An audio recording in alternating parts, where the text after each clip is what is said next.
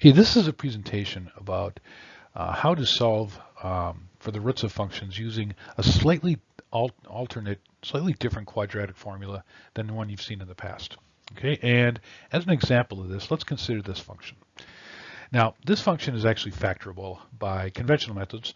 I'm going to use this as an example. So to find the roots of this, set the equation equal to 0. Okay, and then we're going to factor this, and factors of negative 15 that add to negative 2 are negative 5 and positive 3.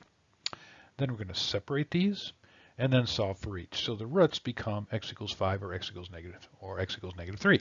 Okay, and we can solve it by methods you've learned in the past. Now, let's actually graph this function. And if we graphed it, say, in Desmos, you will find that it equals a parabola. All right, and the roots will be where the parabola crosses the x-axis.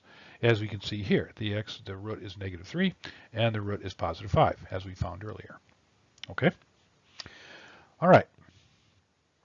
Now, I'm going to consider what's called the axis of symmetry. The axis of symmetry is a line that splits the parabola right in half. It goes right through the vertex. Okay? And in this case, the axis of symmetry is x equals 1. Okay, and so each side of the parabola is a mirror image of the other. If the axis of symmetry were a mirror, then these are mirror images. Okay, now the roots, notice, are the same distance away from the axis of symmetry. Okay, both are 4 units away. If the axis of symmetry is x equals 1, 5 is 4 units to the right, and negative 3 is 4 units to the left. So the roots are the same distance away from the axis of symmetry. All right, and we're going to take advantage of that. Okay, now I'm going to illustrate this new method by using this same function. We know what the answers are, so let's get this a slightly different way. I'm going to get the coefficients of the terms. So A is the coefficient of the x squared term, B is the coefficient of the x term, C is the constant term. Okay, so in this case, A is equal to 1, B is equal to negative 2, and C is equal to negative 15. Okay, now the axis of symmetry will be x is equal to negative b over 2a. All right, and so inserting our values here, okay, we get negative, b is negative 2, a is 1. All right, the denominator is 2, and negative 2 over 2 is negative 1, and the negative of that is positive 1. Okay, and so we get the axis of symmetry being x equals 1. Notice that was the same as we got on the previous slide from our graph. Okay, so the axis of symmetry can be found by negative b over 2a. All right, now recall that the roots were the same distance from the axis of symmetry. There was one on the left, one to the right, and one to the left. Let's call the distance from the axis z, just to pick a letter. Okay, then the root to the right would be 1 plus z. Remember, the axis of symmetry was 1, so it's 1 plus z, a distance z to the right, and then a distance z to the left of the axis of symmetry. Okay, here's the next key step in our new method. We're going to take the product of the roots, and we're going to set it equal to c over a. All right, now recall, c was negative 15, a is 1. So in this case, c over a is negative 15. So we're going to take the product of the roots, one root being 1 plus z, the other root being 1 minus z, and we're going to set it equal to negative 15. Okay, now let's solve this for z. Now the product, we're going to take advantage of the property of multiplication here, where we have a plus b and a minus b. This is equal to the first term squared minus the second term squared.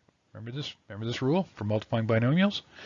So over here, okay, 1 plus c times 1 minus c is going to be the square of the first, 1 squared is 1, minus z squared, square of the second. That equals negative 15. Okay, now let's solve this for z by subtracting 1 from each side. So I get negative z squared is equal to negative 16. Multiply both sides by negative 1 to get rid of the negative signs, and then take the square root. And we're going to get 4. And we're going to take the positive, okay? I know it's plus or minus 4. We're going to take the positive because we're looking for a distance, okay? Distances are positive. So this is the distance of the roots from the axis of symmetry, okay? One to the right and one to the left.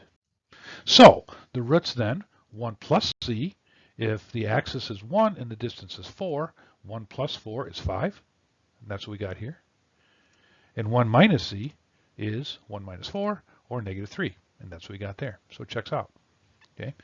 So this new method can be used to find the roots of a polynomial. Okay. Now, yeah, this is easy because this original function was factorable, so we didn't have to use this method, but I just used it as an example to show that it works. Okay. Now, let's operate it on a function that is not factorable, so that we would have to use the quadratic formula. So let's find the roots of this function. Okay, this is not factorable, so I'd have to use a quadratic formula. But oh man, I don't really want to.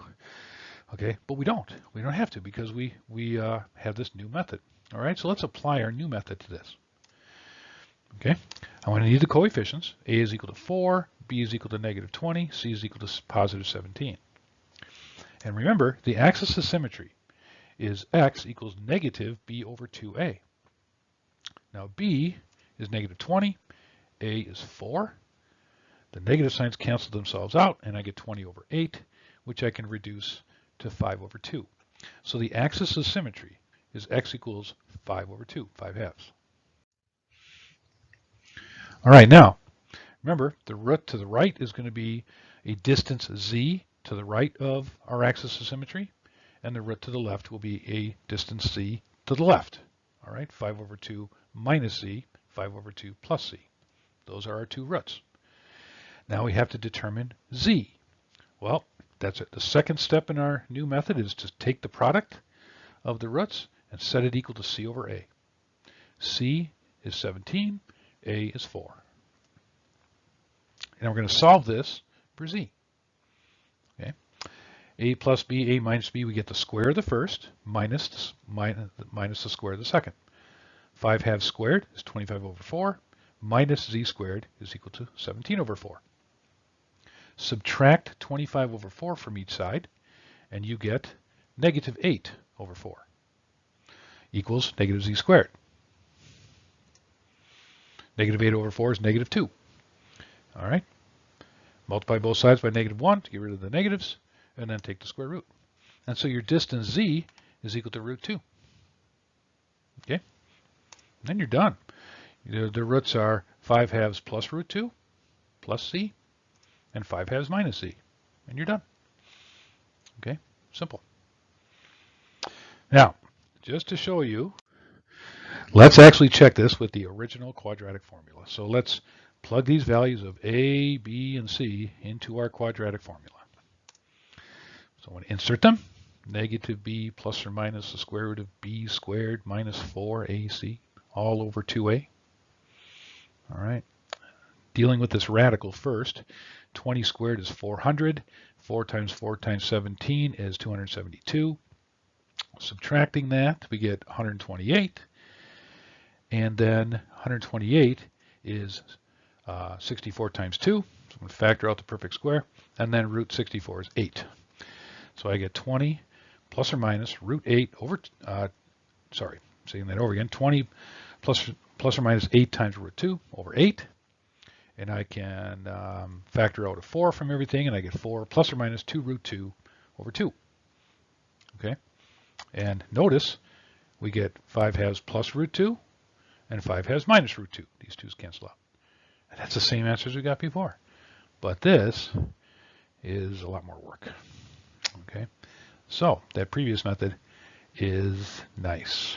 Our new method is real nice. It gets us away from dealing with this thing, right? Especially dealing with that. All right?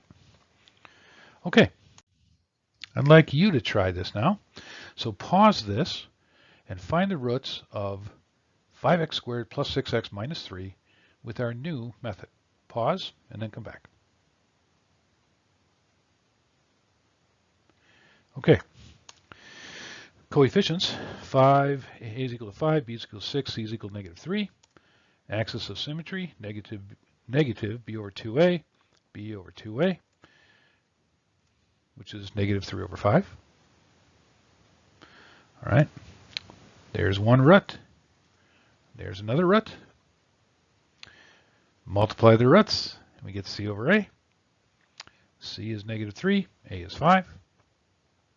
By the way, this is kind of coincidence that the axis was 3 over 5 and c over a is 3 over 5. That's more or less that's just coincidence. Okay, now -3 over 5 squared is positive 9 over 25. Minus c squared is -3 over 5. Subtract. Oh, I'm going to get common denominators here.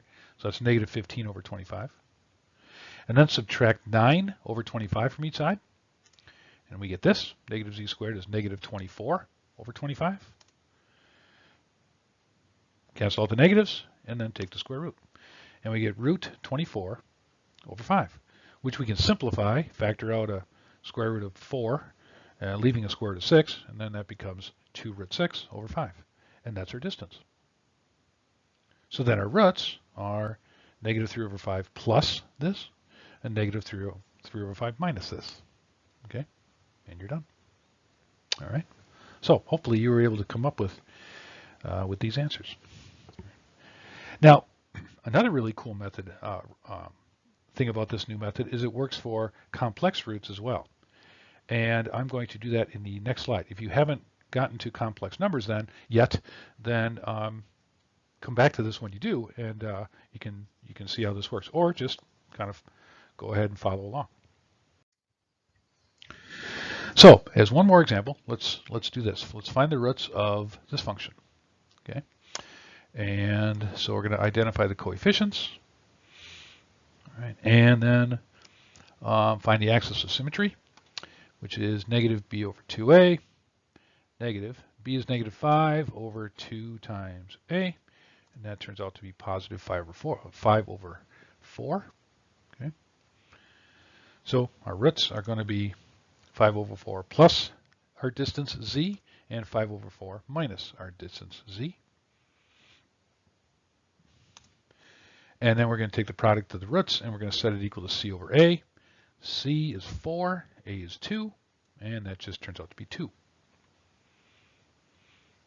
Okay, multiply these. Square the first is 25 over 16, minus z squared is equal to 2. I'm actually going to need common denominators here, so I'm going to change 2 to 32 over 16. And then I'm going to subtract 25 over 16 from each side, and I get this. Negative z squared is equal to 7 over 16. Multiply both sides by -1 to make the z squared positive, and then take the square root. And I get the z is equal to the square root of -7 over 4. Okay. The square root of -7 is I root 7. Okay. And so we get I root 7 over 4. This is the complex part of the root. Okay. We cannot actually add these numerically to 5 over 4. They're separate terms. So we leave the roots as this, 5 over 4 plus I root 7 over 4, and 5 over 4 minus I root 7 over 4. And we're done. No need for the old, I'll call it, or other version of the quadratic formula. So this new method allows us to solve for the roots of any function of degree 2. All right, take your coefficients. The axis of symmetry will be negative b over 2a. And then once you find that, the root to the right is a distance z, to the right and to the left. Take the product of those distances and set it equal to c over a. So you don't have to remember negative b, plus or minus root b squared. You don't have to remember any of that. Just remember minus b over 2a for the axis of symmetry, and then c over a for the product of the roots, or the product of the distances, I should say. And then, well, actually it is a product of the roots, because once you add z, you get the root. Once you add z, or subtract z, you get the root. So this is a really nice method of solving for roots instead of the quadratic formula.